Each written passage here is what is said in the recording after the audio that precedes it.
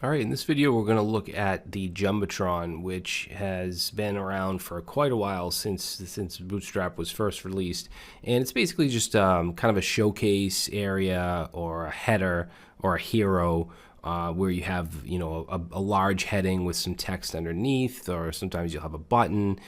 You can put whatever content you want in it, and automatically it adds the padding, it adds the gray background. So we'll take a look at what it actually adds. So it's pretty easy. Right here we just have this div. Inside it we have an H1, we have a paragraph, we have an HR and another paragraph, and then a link that will format as a button. And obviously you don't need all this. You could just put a heading and a button, or a heading and a paragraph. Whatever you want to put in it is fine. But the div that wraps around it is going to have a class of Jumbotron.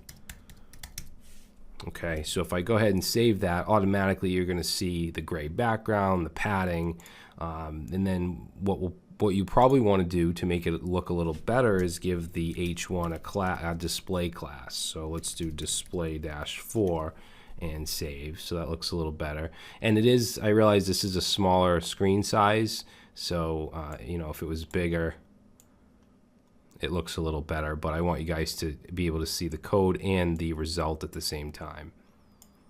And then let's see, for the paragraph, what I would do is this first paragraph, I would give it a class of lead, which we've already looked at. So that'll make it a little more prominent.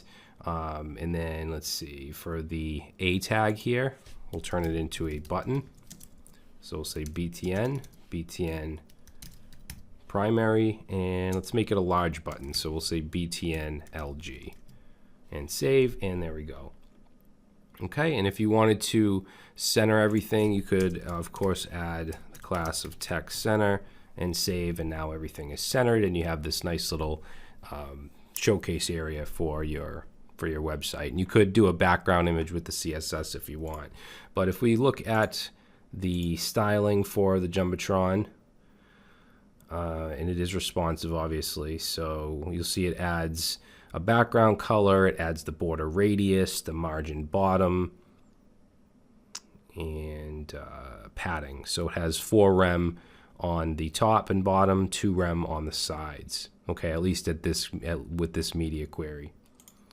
Now notice how we have some spacing here. That's because it's within a container. You may want it to stretch all the way across. Okay, you'll see that pretty often. The only real difference with doing that is you want to use the Jumbotron fluid class in addition to the Jumbotron class. So if we go down here and we say class equals Jumbotron, and we also want to add Jumbotron dash fluid, and this div right here, I'm actually going to put a container here because I don't want the actual content to go all the way over. Like if it's let's say it's a widescreen and I make it full screen, I don't want the content to go all the way over. I just want basically the background, the gray part, what it's wrapped in, this div, to go all the way over. All right, and then we'll just add a class of display-4 to the header, and let's add a lead class to the paragraph, and that should be good. So I'll save that, and now you see that this one actually goes all the way over. Now the content is still in a container, so as far as it goes, even if this was a 38-inch widescreen, that content is still going to stay in the middle because we added that container. Okay, so that's pretty much it. There's not really a lot to talk about with the Jumbotron. It's pretty simple. So in the next video, we're going to start to get into the grid system and Flexbox.